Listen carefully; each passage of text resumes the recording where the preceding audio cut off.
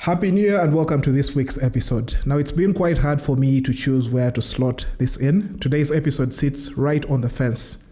Do we call this the final episode of 2022 or is it the first episode of 2023? Or maybe we'll just split it into two. I'm joined by the most guests we've ever had in a single episode on the podcast.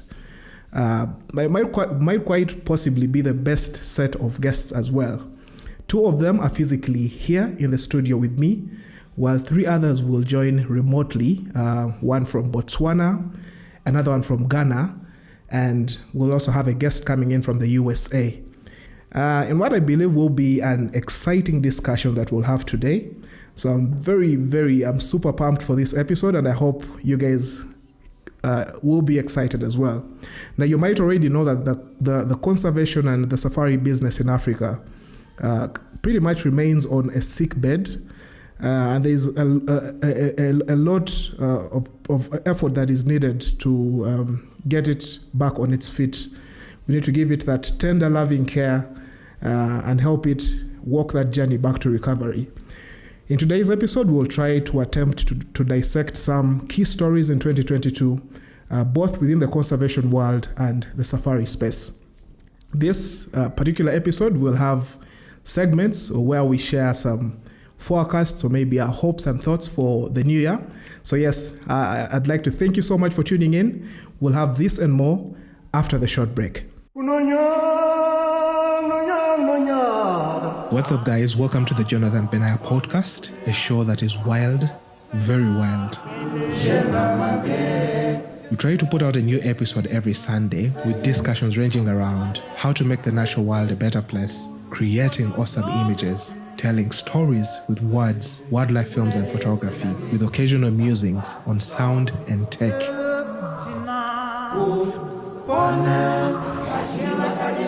I do share a lot of my own personal experiences, and from time to time, I'll have one or two guests on the podcast to share some insightful discussions.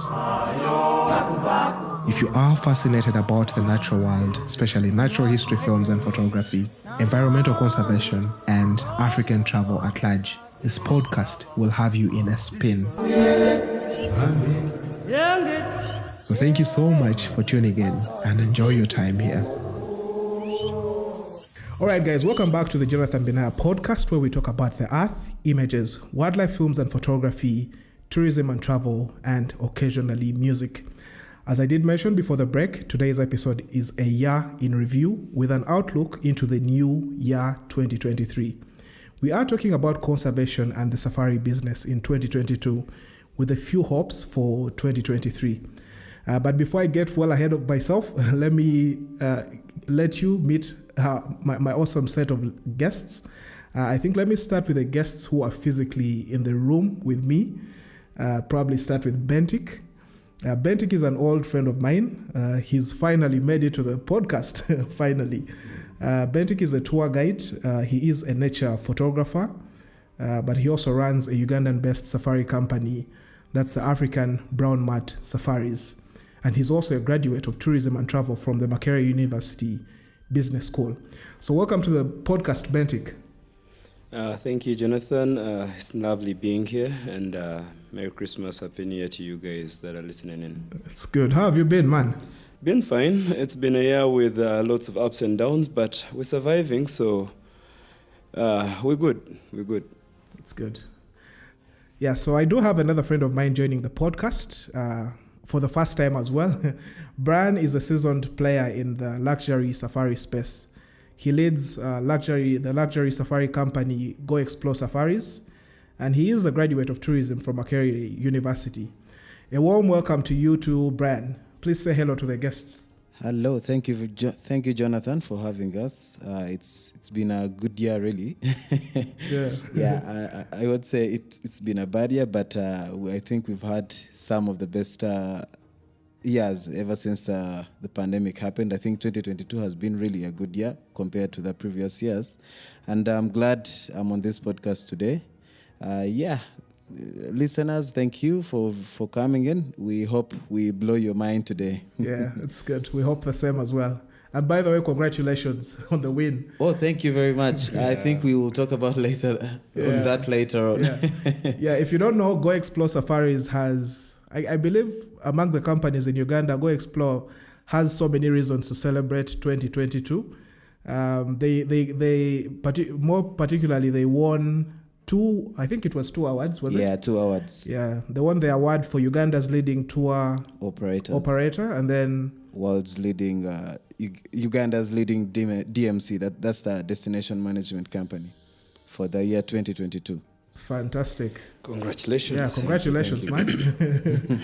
Yeah, it comes after putting in a lot. So thank you very much. I think we have a lot to learn from Brian. Cool. All right, let's get on, and now let's move on to our third guest, who is joining remotely. I guess let's start with our only lady on the podcast today. She is a Ugandan tourism practitioner who currently lives in the USA. I believe it's in the state of Massachusetts. That's quite a mouthful. Aisha is the founder and the CEO of Rural Tourism, which is a company managing Ewaffe Cultural Village that offers a feel of Uganda's traditions through foods, through the different foods we have, through farm tours, music, art, and crafts. Aisha was also recently appointed the focal point for Uganda at the United Nations International Federation of Youth, which is a UN platform of youth advancing the climate and water agenda. Welcome to the podcast, Aisha, and let us know how is life in, as we say, outside countries? Thank you, Jonathan. I take this opportunity to thank you so much for welcoming me here. US is great. It's winter season. There's a lot of snow in most of the states, and Massachusetts is also having a little snow. But it's good. Yeah. Okay, that's good to hear. You're having to wear so many layers. Oh yeah, you're always putting on jackets, so it's pretty cold here. Yeah. I guess you had what people call the dream Christmas, the white Christmas with snow and everything. Oh yeah, it is running from the car to the building, so really you don't really have time to move around because it is super cold. Temperatures are below as 20 degrees Fahrenheit, so pretty cold. Cool. Now let's fly back across the Atlantic and further towards the Kalahari Desert, where my favorite African safari destination is found. Of course, with the exception of the bias that I have for Uganda. My fourth guest joins from a stunning country that is both National Geographic and Safari Booking's #1 destination for 2023 when it comes to safari and nature-based experiences. I first learned of him through social media. We met through social media, Twitter in particular, and this was at a time when he was doing some work as an elephant handler with Elephant Heavens Wildlife Foundation. Today, Leatile Moses does work with, he does work that is quite similar to what Brian and Bentik do. He's a travel agent with Botswana-based Iponele Lefashe Travel Agency. Welcome to the podcast, Leatile, and thanks for sparing time. Thank you, Jonathan, and Merry Christmas to all the guys in the podcast. Merry Christmas to you too. Yeah. Christmas. Yeah. What's the weather like today down there in Botswana? It's very hot. We are hoping it was supposed to rain yesterday, but you should come to Uganda. We are quite flooding here. There's a lot of rains. This year, December, there was no rain compared to last year. Because last year by this time, it was raining and it was wet and difficult to do game drives in the Bovongo Delta. Too many water walls, you can't see anything. But this year is very hot. Have you had a lot of tourists around this time? I would say for this festive season, it is very low compared to last year. But for the rest of the year, it was a good year for me. Okay. For my travel agency, Iponele Lefashe, we did very well this year. Yeah. We even got more corporate brands doing for their Christmas retreats. That's what we had mostly this December, but private or individual clients it is very, very low compared to last year. Okay. But all is good. That's good. And I'll come back to you to talk more about Botswana, but also conservation and the safari business in Botswana and Africa at large. But let me also introduce our final guest, who is certainly not the least by any measure. He is a gentleman that perhaps needs no introduction. He's the senior expert on communications in Africa at the World Tourism Organization, and he also publishes leading travel magazine Voyages Afriq. I know him to be one of the most dedicated, one of the most passionate, but quite effortlessly one of the best communications specialists in the African travel and tourism space. Mr. Kojo Bentum-William, welcome to the podcast. Thank you, Jonathan. Again, this is.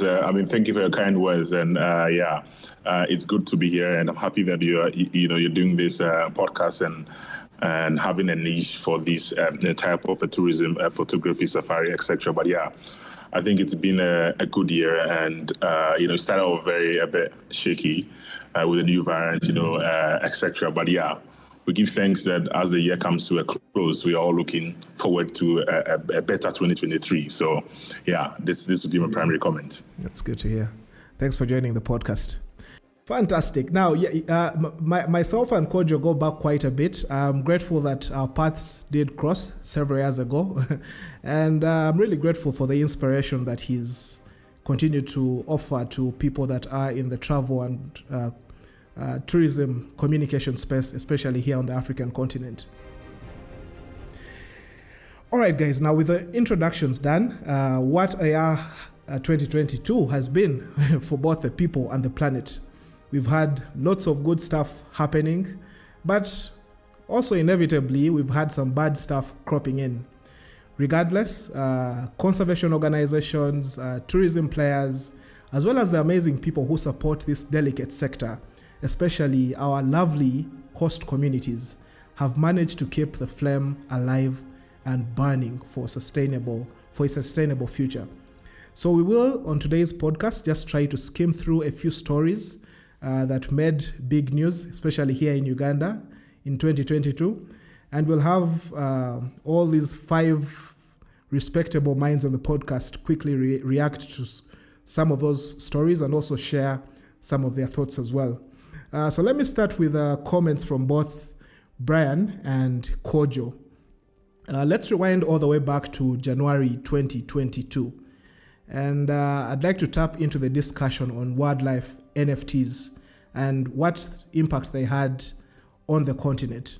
For folks tuned in, if you don't know what NFT means, NFT basically is a short form or an acronym that stands for non-fungible tokens, which are generally created using the same type of programming language that is used to create what you people know as cryptocurrencies. Now, Brian and Kojo, I did see a campaign, I think it was South Africa that did that campaign, and I also read that the African Conservation Foundation held a campaign around selling NFTs to raise money for conservation. That was around January and Feb. But that discussion seemed to fade out. That's a challenge with things to do with digital. They come and then they really have a short shelf life. But I'd like to know, what are your thoughts on the impact of such innovations on the continent? And maybe as you respond to that, also let us know what other digital innovations have you seen throughout the year that you hopefully look forward to seeing more of in 2023. Over to you, Brian. Well, thank you very much, Jonathan. It's been excuse me. It's been actually, like I said, it's been a good year, tough year. It's a mix of so many different things. But we are not going to deny the fact that digital is rolling over. And at the same time, when we talk about digital, we talk about crypto.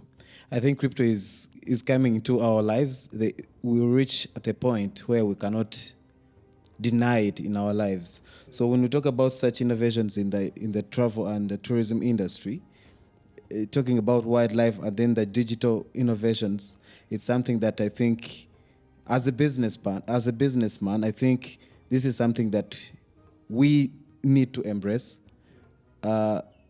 because the whole world is actually moving towards that. And such a thing like that happened in South Africa, as much as yes, it didn't make so much noise on the platform of all the spaces of tourism.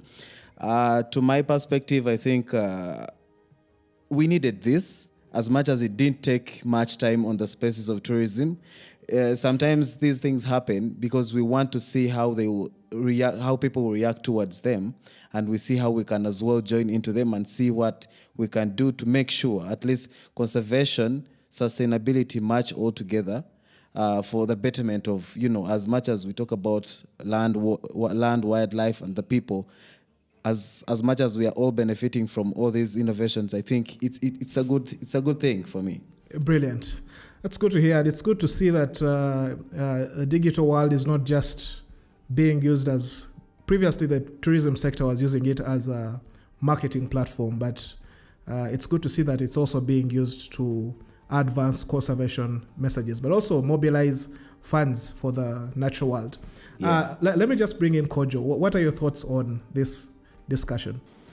Thank you again, Jonathan. I think that we've seen a lot of things, and quite to point out on some of the things that I think it's very good for the industry is, during the pandemic, which we all knew that we all went digital, and that became something that it inherently now is part of us, okay? Yeah. And it's, again, the tool, it was there already, but then, it's a need, in necessity, snowballed. So what I think some destinations have done, and some of the tourism organization entities have done, is to be able to look at how they can use that to offer, seamless, services for their client, because coming out of the pandemic, the needs of travelers and people within the tourism ecosystem will never be the same. So you have to be very smart, and you have to be,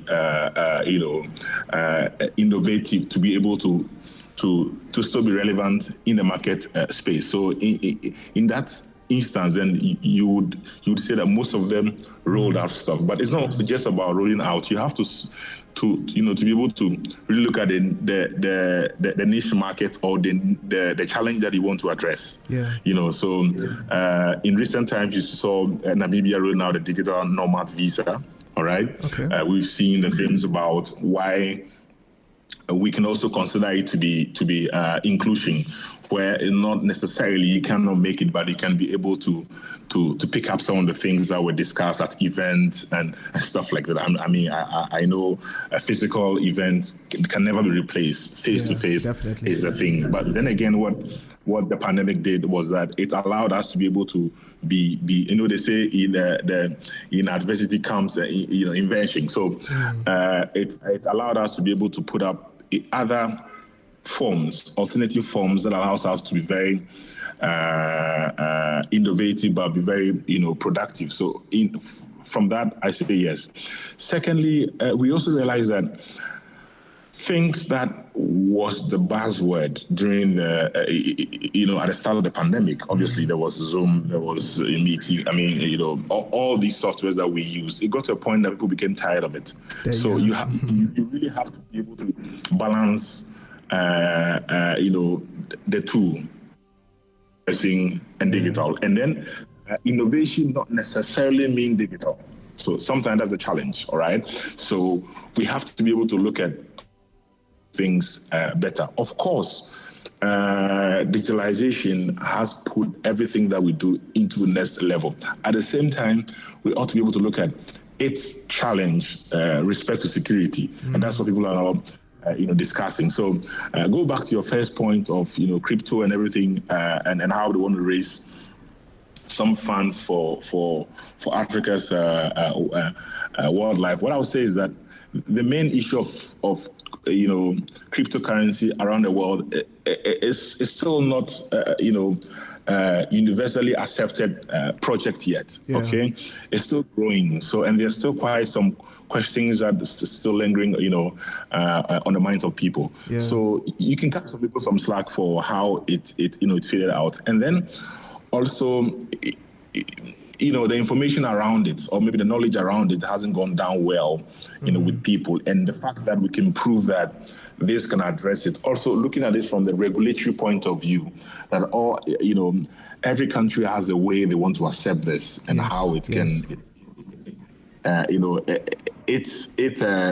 benefit, or it's actually how it's going to roll up can manifest in the society. So I would say that it will take some time, and you will need some amount of time for it to be understood properly, for the regulatory framework to be rolled out before we can say that it's coming to the space. So it's not just tourism. We're looking at across the board, the general economy, part of Europe, part of Asia, and Americas are the full-fledged and working. Even that is not every sector of the society. So that's what I can say on that. Yeah, fantastic. All right, now I'd like to fly back to Botswana and bring in Leatile. In March this year, I read a story about there was a discovery that scientists were saying that it's going to be easier for them to track illegal ivory networks using DNA. Like if they use the DNA on the tasks that they found, it would help them basically find the networks that usually the ivory takes. Now, I know about 40% of Botswana's landmass is dedicated to national parks and game reserves, which I think as Uganda, we aren't too far behind, because about 38% of our land as a country is dedicated to protected areas. So I might be right to say that both our nations treat conservation and tourism quite importantly. So Leatile, maybe one other thing that also crosses my mind is the fact that Chobe National Park in particular has the biggest population of elephants on the African continent. Now, when you hear about such discoveries, or all the scientific studies, and also new ways to pretty much fight this illegal trade in wildlife parts, what is your reaction to that, and what would you hope to see more of in 2023? I hope it's a good idea and a good initiative, because like you are saying, we have more elephants in Botswana because mostly they cross from Angola, Namibia, Zimbabwe, Zambia, because we are a safe haven for elephants in Botswana. So it will increase the numbers of elephants, like also try to reduce the trophy hunting, because mostly these guys for trophy hunting, they like to hunt the big tuskers elephants, which are endangered. Because nowadays, big tuskers in Africa are more endangered compared to other elephants. You don't see more elephants with big tusks anymore. Like even, I've been doing game drives for the past 5 days. There's an elephant that I really like. I used to see it more often when I was doing the game drives, because elephants are more territorial during wet and dry season. There's where they are going during wet. Then there's a time where they know they are going during dry season. But wet season, I know I will always find this head of elephants, because as a former elephant handler or someone who worked with elephants, I can differentiate each elephant by its body feature and mostly by its tusk. But because some of the elephants they are just like us human beings. We have different characteristics. Even the trumpeting is different. But that one, nowadays, I can say it. Maybe it was, I once saw some stories they're saying the biggest tusker elephant was killed in Botswana because of the trophy hunters, or because I read that story. I saw that. Because hunting is now also allowed in Botswana, but not regularly. It's something that is seasonal, because they're also trying to reduce the number of elephants. As you know, there are too many. Something that, because like I stay in Maun, so during dry season, it becomes more problem for farmers and elephants. So it causes human conflict between wildlife and humans. So they're trying to to reduce that. It's always a debate that we can't win about conservation, but we are always trying to do our best. Yeah. And when you talk about that challenge that the local people have with the wildlife, I think that happens all across the African continent. Yeah. Yeah. Our wildlife authority here will tell you that their biggest challenge is that human-wildlife conflict. And I guess that's a problem that cuts across the entire continent. Hopefully we'll see less human-wildlife conflict in the new year.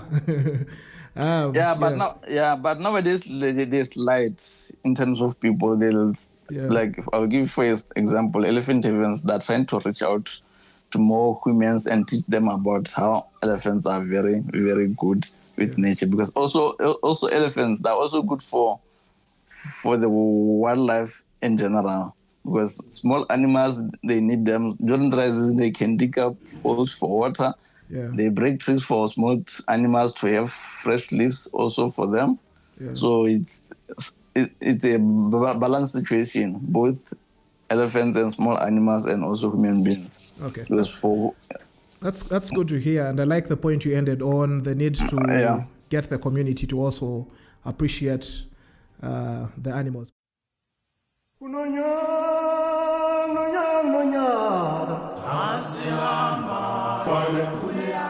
Wow, I told you, it's been a great conversation already. And if you are enjoying the discussion, now would be a good time to subscribe to the podcast. In the next section, we discuss another big story of 2022, and that's a story around oil exploration in Uganda's Murchison Falls National Park. As we already said, the podcast is available on all major streaming platforms, including Apple Podcasts, Google Podcasts, Spotify, Radio Republic, Pocket Casts, and several other platforms. All right, I'll see you in the second section of this episode.